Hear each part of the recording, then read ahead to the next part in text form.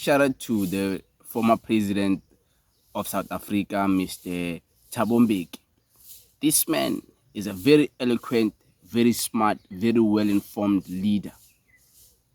And we have never had a leader like him in a long time. And I don't think we're ever going to have a president of a country like this type of caliber of man. And that's a fact. Doesn't matter what you think about him. This man, when it comes to brains, he has it. And he was exposing some shocking things about what is happening there in DRC and Rwanda, the war which by our South African soldiers are involved in. He was there communicating some very smart, some very interesting talking points for us to learn a thing or two. And I want you guys to listen to him and listen attentively, listen to understand, because this is very crucial for your understanding of what's happening. Thank you very much. Not the Great Lakes, to the Eastern Congo, is that there's a problem in the Congo which has not been resolved up to today. I'm talking about the DRC. We are back to that NDR I was talking about. As you know, part of the population in the Eastern Congo is Rwanda speaking, the Banyamulenge. Part of the problem in the Congo is that from the days of Mobutu, they refused to recognize that the Banyamulenge are Congolese. They might be Rwanda speaking, but these are Congolese. And it's the responsibility of any government in Kinshasa to look after this section of the Congolese population like any other. But you remember what happened during the Mobutu years. Mobutu took the position that these are foreigners. It's like the South Africans here saying, I mean, they're Tswana-speaking people here in the Northwest. And suddenly we, the rest of the country, says, those are not South Africans, they must go to Botswana. So what happened in the Congo case, that's how you had the Mai Mai emerge in the Eastern Congo. The Mai Mai were specifically targeting the Banyamulenge to drive them out of the Congo into Rwanda. But I'm saying it's a responsibility of the central government in the Congo to look after this population, which is Congolese. It's not Rwandan. It's Congolese. It's Rwandan speaking. That's the first problem. The second problem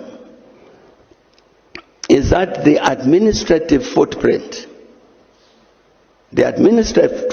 of the government in Kinshasa does not reach the east. So you find a part that is part of the country which has got a very light experience of being governed by the government in Kinshasa. The country is very big.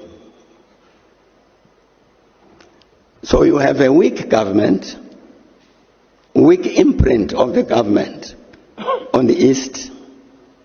It means other forces emerge and take over.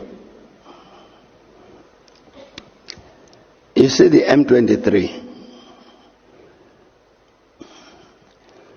You can't avoid the phenomenon of the M23 as the government of the Congo unless you say we, the Congolese government, will protect the Banyamulenge because these are Congolese.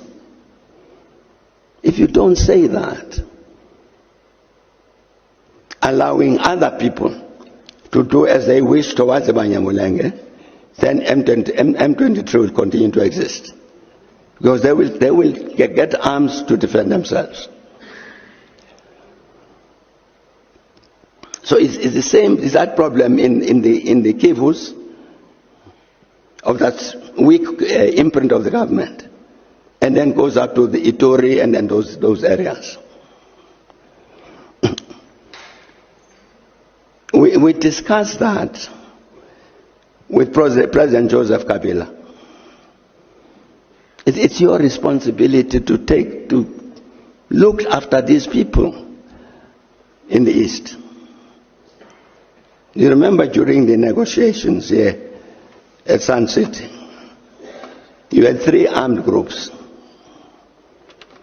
You had the government armed group, you had Bamba's armed group, you had the third one, led by an advocate, which was basically representing the Banyamulenge. It was agreed, it was part of the negotiators, it's Congolese, and no problem. Even after the conclusion of the negotiations, there were discussions about how to integrate them properly into the government of the Congo and all of that.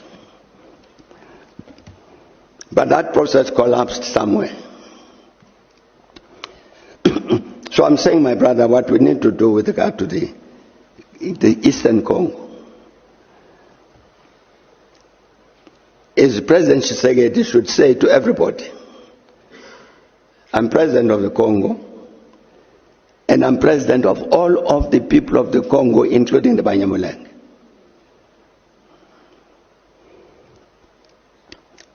And then they need to do whatever they can, the government in Kinshasa, really to improve its capacity to govern the eastern part of the Congo.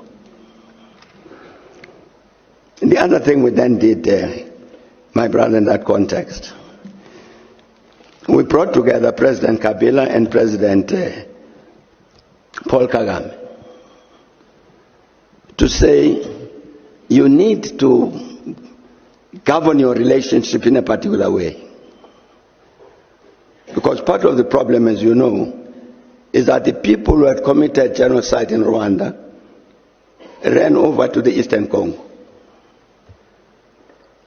And so the people in Rwanda are saying, those ones you are accommodating there, they are the ones who want to kill us. They've killed us already, they want to kill us some more. So how do you govern this relationship?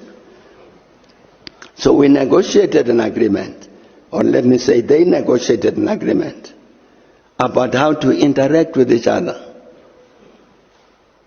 Because you can't disentangle them, the Rwanda and the DRC. Agreed, and the thing was signed. I think it collapsed along the way. But you need that, you need those processes.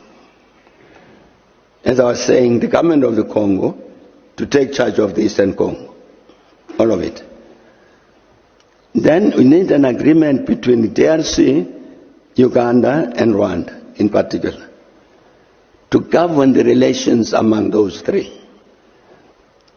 I think that's what you need in order to resolve